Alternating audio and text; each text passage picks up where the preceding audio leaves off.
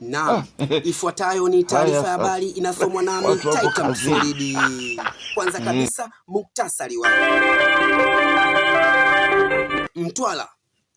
Kuku 120 wamekataa kabisa kutaga kata kwa dhumuni la kuwakomoa wauza chipsi.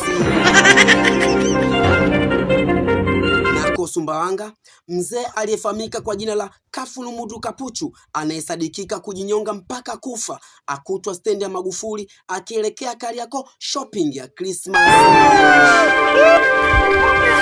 Hatimaye downtown Mamongolo City uko Njombe. Kijiji cha Mamongolo kimepewa tuzo ya dunia kwa kuwa na kuku wanaopalulia mbele kama ilivyokuwa kawaida kuku kupalulia nyuma wanapokuwa. Na katika michezo, mwanariadha aliyeshinda mbio za dunia alejea nchini na mapokezi makubwa aliyekimbia mita 3 kwa kutumia masaa 3.